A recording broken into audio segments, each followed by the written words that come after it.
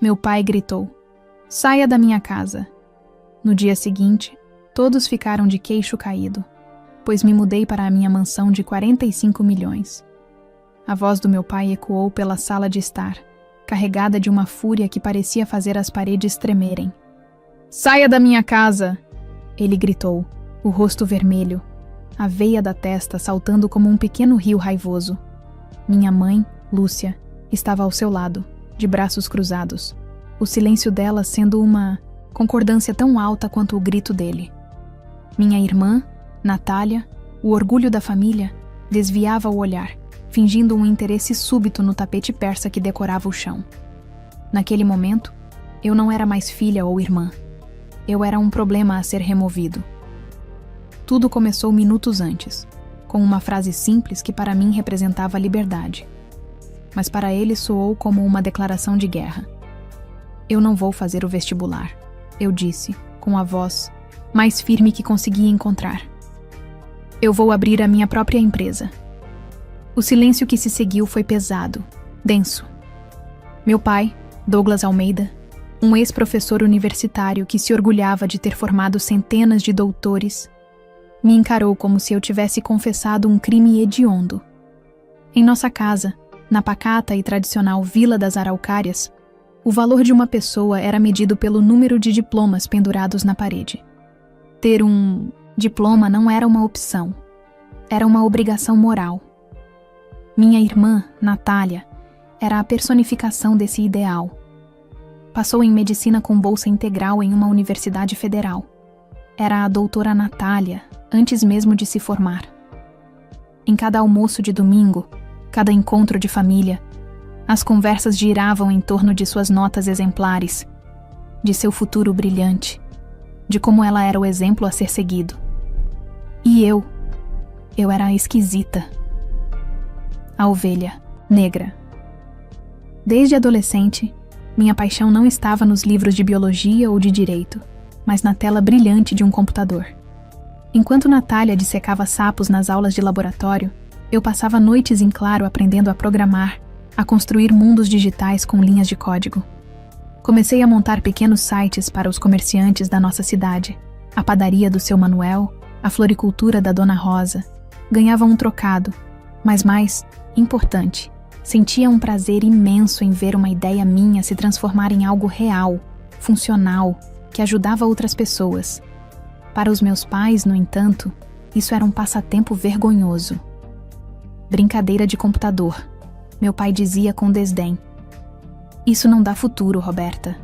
Você precisa de uma profissão de verdade, um concurso público, estabilidade."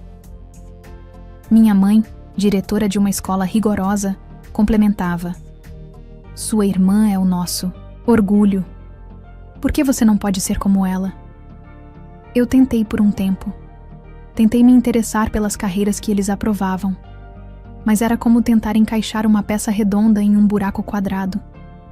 Meu coração não estava ali. Meu coração estava na lógica da programação, na criatividade do design, na possibilidade de construir algo do zero. A decisão de não prestar o vestibular amadureceu em mim durante meses. Foi uma batalha interna, cheia de medo e incerteza. Mas no fundo, eu sabia que seguir o caminho deles seria uma traição a mim mesma. Eu preferia arriscar e falhar sendo quem eu era, do que ter sucesso fingindo ser outra pessoa. E foi essa decisão que me levou àquela cena na sala. "Empresa?" Meu pai cuspiu a palavra com nojo. "Você não tem um tostão furado, não tem diploma, não tem nada. Vai viver de quê? Desses seus sitezinhos que mal pagam um lanche. Enquanto eu pagar as contas desta casa, você vai seguir as nossas regras. E a regra é clara. Ou você estuda para ter um futuro decente, ou não vive debaixo do meu teto como uma fracassada." A palavra fracassada pairou no ar. Doeu mais do que um tapa teria doído. Olhei para minha mãe, buscando um pingo de compaixão, mas seu rosto era uma máscara de decepção fria. Olhei para Natália, que finalmente levantou a cabeça, mas seu olhar era de pena, a mesma pena que se dá a um caso perdido. Um calafrio percorreu minha espinha, mas, por baixo do medo, uma estranha calma começou a se instalar. Era o fim. A corda que me prendia à expectativa deles tinha finalmente arrebentado. Tudo bem, eu disse, minha voz surpreendentemente estável. Eu vou embora. Subi as escadas em silêncio, cada degrau um passo para longe da vida que eu conhecia. No meu quarto, abri o guarda-roupa e peguei 3 malas. Não chorei. As lágrimas pareciam congeladas dentro de mim. Eu agia no automático, pegando roupas, meus poucos livros sobre tecnologia e, o mais importante, meu velho e surrado notebook. Aquele computador era meu único aliado no mundo. Quando desci, a cena na sala permanecia a mesma. 3 estátuas de gelo me observando. Passei por eles, arrastei as malas pela porta e não olhei para trás. O som da porta batendo atrás de mim foi o ponto final mais definitivo da minha vida. Naquela noite, usei o pouco dinheiro que tinha para alugar um kitnet minúsculo e úmido no lado mais pobre da cidade. O cheiro de mofo impregnava o ar. A única lâmpada no teto piscava sem parar. Sentei na beira do colchão fino jogado no chão, abri meu notebook e o liguei. A tela iluminou meu rosto no quarto escuro. Eu estava sozinha, com medo e com o estômago roncando de fome. Mas pela primeira vez na vida, eu estava no controle. Aquele era o meu ponto de partida. Os primeiros meses foram os mais difíceis da minha vida. A liberdade que eu senti ao sair da casa dos meus pais rapidamente deu lugar a uma realidade brutal. Meu kitnet não era um lar, era uma trincheira. O cheiro de mofo era meu companheiro constante, e a única lâmpada no teto piscava tanto que eu às vezes preferia ficar no escuro, com a luz do notebook como minha única fonte de iluminação. Meu cardápio diário se resumia a uma única palavra: miojo. Eu comia miojo no almoço e no jantar. Às vezes, quando conseguia um pequeno trabalho de programação, um freela para consertar o site de alguém, eu me dava ao luxo de comprar um ovo para misturar no macarrão. Era a minha versão de um banquete. A solidão era esmagadora. Durante o dia, eu me afundava em códigos e projetos. Mas à noite, o silêncio do quartinho era preenchido pelas vozes da minha cabeça. A voz do meu pai, me chamando de fracassada, ecoava sem parar. Eu me pegava pensando se ele estava certo. Talvez eu devesse ter engolido meu orgulho, feito o vestibular, escolhido um caminho seguro. Houve noites em que eu chorei de fome, de frustração e de puro medo, abraçada ao meu velho notebook como se ele fosse a única coisa que me restava no mundo. E, na verdade, era. Em um desses dias de desespero, com apenas alguns reais na carteira, saí para caminhar, para não ter que encarar as paredes do meu cubículo. Passei por uma feirinha de artesanato na praça. Vi uma senhora, com mãos enrugadas pelo tempo, vendendo bonecas de pano lindíssimas. Ela tinha um talento incrível, mas sua barraca estava vazia. As pessoas passavam, olhavam, mas poucas compravam. Fiquei observando e senti uma pontada de reconhecimento. Ela tinha um produto maravilhoso, mas não tinha alcance. Assim como os comerciantes para quem eu fazia sites. Naquele momento, uma ideia começou a se formar. E se eu criasse um lugar onde todos esses artesãos pudessem vender seus produtos para o Brasil inteiro? Um lugar online, uma vitrine virtual. Voltei para o meu kitnet com um novo ânimo. Passei as semanas seguintes trabalhando sem parar, movida a café barato e miojo. Nascia assim o Cesta Artesanal, um site simples onde artesãos podiam se cadastrar e vender suas peças. O projeto cresceu, mas de forma lenta, quase dolorosa. Eu ganhava uma pequena comissão por venda, mas mal dava para pagar os custos do servidor. Eu passava mais tempo ajudando os artesãos a tirar fotos e a escrever descrições do que realmente ganhando dinheiro. Eu estava resolvendo um problema, mas não de uma forma que pudesse me sustentar. A frustração começou a bater na porta novamente. Eu tinha criado algo, mas continuava pobre e exausta. A virada aconteceu de forma inesperada. Vi um anúncio na internet sobre uma palestra gratuita de empreendedorismo em um hotel no centro da cidade. A palestrante era Márcia Benedito, Um nome que eu já tinha ouvido falar. Uma mulher que construiu um império no setor de cosméticos. Eu me senti uma farsa indo até lá. Eu, com minhas roupas gastas e meu projeto, que mal parava em pé, no meio de pessoas que pareciam ter suas vidas resolvidas. Mas eu fui. A fome de aprender era maior que a vergonha. Márcia era incrível. Falava com uma energia contagiante, de forma simples e direta. Ela não falava de teorias complexas. Falava da realidade, dos tombos, da persistência. No final da palestra, enquanto todos se aglomeravam para tirar fotos, eu tomei coragem. Esperei o fluxo diminuir e me aproximei, com o coração batendo na garganta. Senhora Márcia, comecei, a voz trêmula. Eu não quero tomar seu tempo, só queria um conselho. Ela se virou para mim e, em vez da pressa que eu esperava, vi curiosidade em seus olhos. Pode falar, querida. Com a boca seca, expliquei em 2 minutos sobre o cesta artesanal, sobre os artesãos, sobre minha dificuldade em fazer o negócio decolar. Ela me ouviu com uma atenção que eu nunca tinha recebido dos meus pais. Quando terminei, ela ficou em silêncio por um instante, e depois disse algo que mudou tudo. Menina, seu coração é bom, mas seu modelo de negócio é fraco. Você está tentando ser a vitrine, mas o problema real não é a falta de vitrine. O problema do pequeno varejista é a falta de organização. É o controle de estoque, a logística de envio, a gestão das vendas. Você é programadora, certo? Eu assenti, confusa. Então pare de vender o artesanato dos outros e comece a vender o que você sabe fazer de melhor. Lógica. Crie uma ferramenta que ajude as lojas físicas a gerenciar tudo isso. Um sistema. Em vez de ganhar centavos em cada boneca de pano vendida, você pode ter contratos mensais com dezenas, centenas de lojas. As palavras dela me atingiram como um raio. Era tão óbvio, tão claro, como eu não tinha pensado nisso antes. Meu talento não era ser vendedora, era ser arquiteta de sistemas. Agradeci a ela profusamente e voltei para casa, mas não para o meu kitnet. Na minha cabeça, eu já estava em outro lugar. Abri meu notebook e comecei a desenhar a arquitetura de um novo sistema. Um software de gestão e logística focado em pequenos e médios varejistas artesanais. O nome surgiu quase que instantaneamente. Craft Logic Brasil. Craft, de artesanato, para não esquecer de onde eu vim. E Logic, de lógica, para mostrar para onde eu estava indo. Márcia se tornou minha mentora. Trocamos e-mails, ela me deu dicas, me apresentou aos donos de 2 pequenas lojas que aceitaram ser meus primeiros clientes teste. Por meses, eu trabalhei como nunca.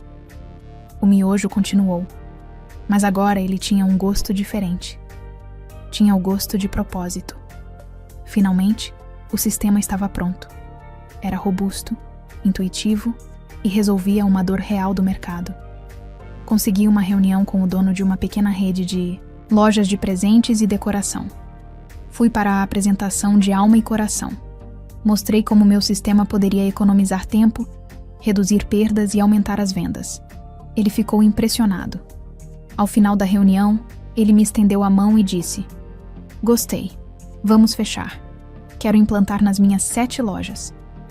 Naquele dia, eu saí da reunião com um contrato assinado que valia mais do que eu tinha ganhado em toda a minha vida. Voltei para o kitnet, olhei para as paredes mofadas e, pela primeira vez, não senti desespero. Senti gratidão. Aquele lugar tinha sido meu casulo. Com o dinheiro do primeiro pagamento, aluguei um apartamento pequeno, mas limpo e digno. Comprei comida de verdade. E ao olhar pela janela da minha nova sala, para a cidade que agora parecia cheia de oportunidades, eu soube que a fracassada tinha ficado para trás. A empreendedora estava apenas começando. Os anos que se seguiram foram uma avalanche. A Craft Logic Brasil decolou de uma forma que nem eu, em meus sonhos mais otimistas, poderia prever. O contrato com aquela primeira rede de lojas foi a porta de entrada. Em menos de um ano, meu sistema de gestão estava em dezenas de lojas. Em 2 anos, centenas. Em 4 anos, éramos a principal referência do setor no país. A pequena empresa que nasceu em um kitnet mofado agora tinha escritórios elegantes em São Paulo, Belo Horizonte e uma sede de desenvolvimento em Recife. Eu liderava uma equipe com mais de 200 pessoas. O dinheiro veio como consequência. Fechei contratos milionários, participei de rodadas de investimento e, em determinado momento, recebi uma oferta de aquisição de uma gigante da tecnologia. Eles colocaram na mesa 47 milhões de Harleys pela minha empresa. Lembro-me de olhar para o número no papel, na sala de reunião, climatizada, e sorrir. Eu disse não. A CraftLogic Brasil era minha história, minha criação. Não estava à venda. Durante todo esse tempo, eu mantive um sigilo quase absoluto sobre minha vida pessoal. Para o mundo dos negócios, eu era Roberta Almeida, a CEO por trás da CraftLogic. Para a imprensa, eu era uma figura discreta que raramente dava entrevistas. Para minha família, eu continuava a ser a filha desaparecida, o caso perdido. Eles não faziam ideia de nada. Era melhor assim. A distância era a minha paz. Essa paz, no entanto, foi abalada quando recebi um telefonema de uma prima distante. Ela me contou, com a voz carregada de pena, as notícias da minha família. Meu pai, o imponente Douglas Almeida, havia sido forçado a uma aposentadoria antecipada. A universidade onde ele lecionava passou por uma reestruturação e seus métodos, considerados ultrapassados, não tinham mais espaço. Para um homem cujo ego era do tamanho do mundo, a perda do prestígio foi um golpe devastador. Para piorar, minha mãe, Lúcia, tinha sido diagnosticada com uma doença degenerativa que exigia tratamento caro e constante. Minha irmã, a doutora Natália, também não vivia o conto de fadas que meus pais projetaram. Ela tinha se casado e era mãe de gêmeos. Entre os plantões intermináveis no hospital e as demandas de 2 crianças pequenas, ela estava no limite da exaustão física e emocional. A família que antes parecia um pilar de força e sucesso, agora estava ruindo sob o peso da realidade. Uma parte de mim, a parte ferida e orgulhosa, quis dizer bem feito, mas outra parte, a que ainda se lembrava dos raros momentos de carinho da infância, sentiu uma pontada de dor. Eles eram minha família, apesar de tudo. Eu não podia simplesmente ignorar, mas eu também não podia voltar. Não podia me expor à mesma humilhação de antes. Então, eu fiz algo diferente. Criei uma solução, como sempre fazia. Usei meus recursos para criar uma fundação fictícia. A Fundação Renasce. Contratei um advogado para cuidar de todos os detalhes legais, criando uma fachada perfeita. Através dessa fundação, comecei a enviar uma ajuda financeira mensal para os meus pais. Era um valor alto, o suficiente para cobrir com folga o tratamento da minha mãe, todas as despesas da casa e ainda sobrar. Para Natália, a fundação ofereceu uma bolsa de apoio a profissionais da saúde com filhos, que pagava na escola particular dos gêmeos e uma babá em tempo integral. Por 3 longos anos, eu sustentei a todos eles. Paguei suas dívidas, sua saúde, a educação dos meus sobrinhos. Eles viviam sob o meu teto invisível, comiam a comida que meu dinheiro comprava e dormiam tranquilos à noite porque eu, a fracassada, estava trabalhando dia e noite. E durante esses 3 anos, eu não recebi um único obrigado. Nem sequer sabiam a quem agradecer. Em suas mentes, era um ato de caridade anônima, um reconhecimento tardio pelo valor deles à sociedade. Até que eu cansei. Cansei do sigilo, da mentira, daquela vingança silenciosa que só eu conhecia. Eu precisava de um ponto final. Liguei para a Natália e, com a voz mais casual que consegui, sugeri um jantar, para colocar o papo em dia. Ela pareceu surpresa, mas aceitou. A cena do jantar era surreal. Eu estava de volta à mesma sala de onde fui expulsa, a casa que agora era mantida por mim. A decoração era a mesma, mas a energia era diferente. Meu pai parecia menor, envelhecido. Minha mãe sorria com esforço, a doença marcando seu rosto. Natália me olhava com uma curiosidade cautelosa. A conversa foi superficial e estranha. Eles me perguntaram o que eu andava fazendo, se tinha arrumado um bom emprego. Eu respondia com evasivas. Então, durante a sobremesa, meu pai levantou a taça de vinho e disse, com um ar de nobreza sofrida: "A vida nos deu golpes duros, mas, felizmente, ainda existe gente de bem neste mundo. Essa fundação renasce. Foi um presente dos céus, uma prova de que o trabalho de uma vida inteira, meu e de sua mãe, não foi em vão." Aquele foi o gatilho. Respirei fundo. Coloquei meus talheres no prato e olhei para cada um deles. "Pai", comecei, com a voz calma e límpida, "não existe Fundação Renasce." Ele me olhou, confuso. "Como não? Que absurdo é esse?" "Fui eu", continuei, sem desviar o olhar. "Eu criei esse nome. O dinheiro que paga o tratamento da mamãe, que paga as contas desta casa, que paga a escola dos gêmeos, vem do meu trabalho, da minha empresa. A brincadeira de computador que o senhor tanto desprezou." O silêncio que caiu sobre a mesa foi total. Natália deixou o queixo cair, os olhos arregalados. Meu pai ficou pálido, depois vermelho, depois pálido de novo. Ele abriu a boca, mas as palavras não saíram. Foi minha mãe quem quebrou o silêncio. Sua voz era fria, desprovida de qualquer emoção que não fosse um pragmatismo cortante. "E essa ajuda?" ela perguntou. "Vai continuar?" Aquela pergunta me libertou. Não havia gratidão, não havia remorso, não havia amor, apenas interesse. Meu pai finalmente encontrou a voz, e ela veio carregada do mesmo veneno de anos atrás. "Mentirosa!" ele gritou, batendo na mesa. "Você acha que vamos acreditar nisso? Você, a fracassada, veio aqui para nos humilhar, para jogar na nossa cara. Você é uma vergonha." Eu me levantei. A serenidade que eu sentia era quase assustadora. Eu não tinha mais nada a provar para eles. Olhei para minha mãe e depois para meu pai. "Quem me vê como uma vergonha?" eu disse com a voz firme, mas sem raiva. "Não pode viver às minhas custas." Virei as costas e caminhei em direção à porta. Desta vez, ninguém me expulsou. Eu saí por escolha própria. E ao fechar a porta atrás de mim pela última vez, eu sabia que estava finalmente, e para sempre, livre. Naquela noite, eu não voltei para o meu apartamento de luxo em São Paulo. Fui para um hotel. Eu precisava de um espaço neutro para processar, não o que eles disseram, mas a minha própria libertação.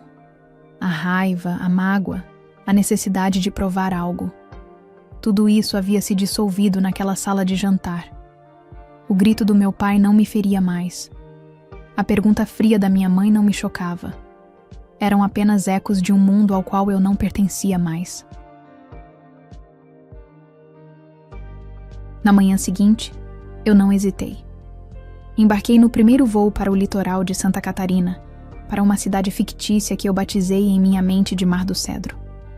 Lá, meses antes, eu havia comprado uma mansão de 45 milhões. Não como um investimento, mas como uma promessa. A promessa de um futuro onde eu poderia respirar fundo, de frente para o mar, e ser simplesmente eu. A casa era espetacular, com paredes de vidro que se abriam para uma vista infinita do oceano. Era o oposto exato da casa escura e cheia de regras da minha infância. Passei os meses seguintes em um frenesi de atividade. Contratei arquitetos e reformei tudo, deixando cada canto com a minha cara. E tomei a decisão mais ousada da minha carreira. Transferi a sede principal da Craft Logic Brasil para Mar do Cedro. Meus diretores acharam que eu estava louca, mas eu queria construir meu império no lugar onde eu havia escolhido ser o meu lar. A mudança foi mais do que geográfica. Eu parei de me esconder. Dei minha primeira grande entrevista para uma revista de negócios, contando minha história. A versão editada, claro, sem os detalhes mais dolorosos da minha família. A foto na capa era eu, sorrindo, com o mar ao fundo. Roberta Almeida, a CEO que construiu um negócio milionário do zero. A fracassada Agora era uma história de sucesso. E então, eu peguei o nome, que usei para a minha vingança silenciosa, e lhe dei um propósito real. Eu anunciei a criação do Fundo Renasce, desta vez de verdade. Uma organização dedicada a dar bolsas de estudo e capital inicial para jovens empreendedores que não tinham diploma, mas que transbordavam de ideias e vontade. O fundo não era caridade, era um investimento. Um investimento em outras Robertas, espalhadas pelo Brasil. Jovens que só precisavam que alguém olhasse para eles e dissesse: "Sua ideia é boa, eu acredito em você." Ajudá-lo se tornou a minha nova paixão, o verdadeiro significado do meu sucesso. Os anos passaram. A dor da ruptura com minha família se transformou em uma cicatriz distante. Então, um dia, meu telefone tocou. Era Natália. A voz dela era diferente, mais mansa, mais cansada. Ela pediu desculpas. Desculpas por ter ficado em silêncio, por ter sido conivente, por ter se beneficiado do dinheiro da irmã que ela deixou ser expulsa de casa.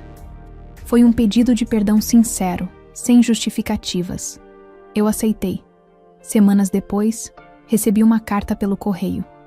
A caligrafia tremida era inconfundível. Era do meu pai. Foram 2 páginas curtas, onde ele não pedia perdão diretamente. O orgulho dele não permitiria, mas admitia seu arrependimento. Ele escreveu que o mundo que ele conhecia havia desaparecido e que ele tinha se agarrado a velhas certezas com medo e arrogância. Ele disse que se arrependia de não ter tentado entender a filha que tinha. Foi o mais perto de um "eu errei" que ele conseguiria chegar. Eu não voltei para a Vila das Araucárias. O passado era um país estrangeiro para mim. Mas eu abri a porta para um recomeço, com uma condição clara. Seria nos meus termos, com base no respeito que eu havia conquistado. Combinei de encontrá-los em um café à beira-mar, em Mar do Cedro, meu território. A cena foi silenciosa, quase solene. Minha mãe, mais frágil, me deu um abraço breve. Meu pai apertou minha mão, os olhos marejados, mas não disse nada. Natália sorriu, um sorriso genuíno. Não houve grandes discursos, não houve lágrimas de novela. Houve apenas o reconhecimento silencioso de que tudo havia mudado. A menina que eles expulsaram não existia mais. Em seu lugar, estava uma mulher que não precisava da aprovação deles para existir. Hoje, minha vida é plena. As minhas sextas-feiras à noite são sagradas. Eu organizo um jantar na minha casa para a minha equipe e para os jovens empreendedores do Fundo Renasce. A minha enorme mesa de jantar, de frente para o mar, fica cheia de gente apaixonada, de sonhadores, de pessoas que constroem o futuro. Esta é a minha família agora. Uma família que eu escolhi, unida não por sangue, mas por propósito. Olhando para o mar com o som das risadas e das ideias ecoando pela minha casa, eu finalmente entendi. Sucesso não é ter uma mansão de 45 milhões, ou provar para quem te humilhou que eles estavam errados. Sucesso é olhar para a sua vida, para as suas escolhas, e sentir paz. É viver com verdade, sem máscaras, e entender no fundo da alma que você não precisa nascer em uma família perfeita para construir uma vida inteira, plena e autêntica. Você só precisa acreditar em si mesmo quando ninguém mais acredita. E isso vale mais do que qualquer fortuna.